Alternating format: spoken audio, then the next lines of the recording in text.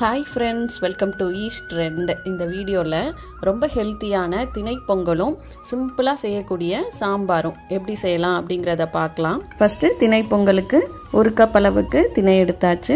1/2 cup அளவுக்கு பாசிப்பருப்பு. இது ரெண்டையும் இப்போ நல்லா 3-4 முறை கழுவி எடுத்துகிட்டு வந்துட்டு ஒரு குக்கரில் சேர்த்துக்கலாம்.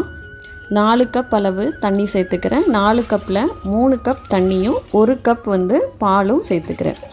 பால் சேர்க்கும் போது பொங்கல் இன்னும் நல்லா டேஸ்டியாக வரும். இந்த பொங்கலில் இல்லை, ரைஸில் செய்கிற பொங்கலில் கூட நம்ம 1 பங்கு பால் சேர்க்கும் போது நல்லா டேஸ்டியாக வரும். இப்போ 1 ஸ்பூன் நெய், அதுக்கப்புறமா 1/4 ஸ்பூன் அளவுக்கு மஞ்சள் பொடி, தேவையான அளவு உப்பு, இது எல்லாத்தையும் நல்லா கலந்து விட்டுட்டு ஒரு கொதி வரட்டும். இந்த மாதிரி ஒரு பாயில் வந்ததுக்கப்புறமா நம்ம குக்கரை மூடி லோ ஃப்ளேமில் ஒரு 15 மினிட்ஸ் மட்டும் வச்சுட்டு ஆஃப் பண்ணிடலாம். மில்லட் சீக்கிரமே குக் ஆயிரும். அதனால் 15 மினிட்ஸ்லேயே நல்லா குலைவாக வெந்துடும். 15 மினிட்ஸ் ஆயாச்சு. குக்கர் ஓப்பன் பண்ணிடலாம். ரெண்டுமே நல்லா வெந்திருக்கு. ஆனால் கொஞ்சம் கெட்டியாக இருக்கிறதுனால 1 டம்ளர் அளவுக்கு சுடு தண்ணி சேர்த்துக்கோங்க.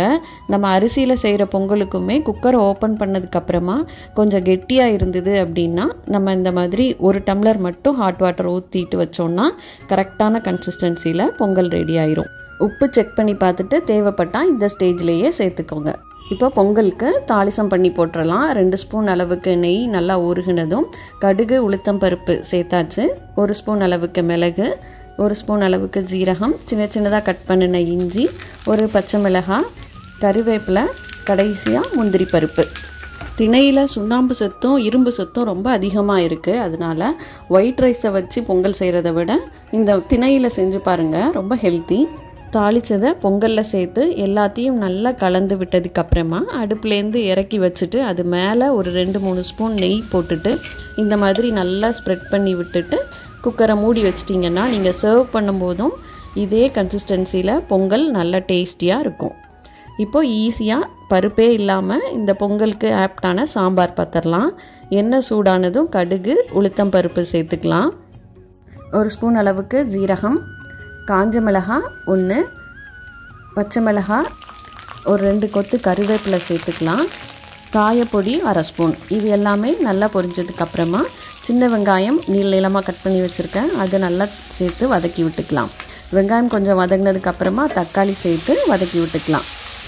இப்போ 1/4 ஸ்பூன் அளவுக்கு மஞ்சள் பொடி, தேவையான அளவு உப்பு, அதுக்கப்புறமா சாம்பார் பொடி 3 ஸ்பூன் அளவுக்கு சேர்த்துட்டு நல்லா எண்ணெயில் சாம்பார் பொடி கொஞ்சம் நேரம் சிம்மில் வதக்கி விட்டுக்கோங்க. இது வதங்கினதுக்கப்புறமா தண்ணி சேர்த்துக்கலாம். அடுப்பு லோ ஃப்ளேம்லேயே வச்சுக்கோங்க. இப்போ தண்ணி சேர்த்துட்டு இது எல்லாமே நல்லா கொதிக்கட்டும். வெங்காயம், தக்காளி எல்லாமே நல்லா வேகட்டும். இது நல்லா கொதிச்சிட்ருக்கிற சமயத்தில் ஒரு சின்ன பவுலில் ஒரு 1/2 ஸ்பூன் அளவுக்கு மட்டும் கடலை மாவு சேர்த்துக்கலாம். கடலை மாவு இல்லைன்னா பொரிகடலை மாவும் சேர்த்துக்கலாம். இப்போ தண்ணி சேர்த்து இதை கட்டி இல்லாமல் நல்லா கரைச்சி விட்டுட்டு சாம்பாரில் சேர்த்துக்கலாம்.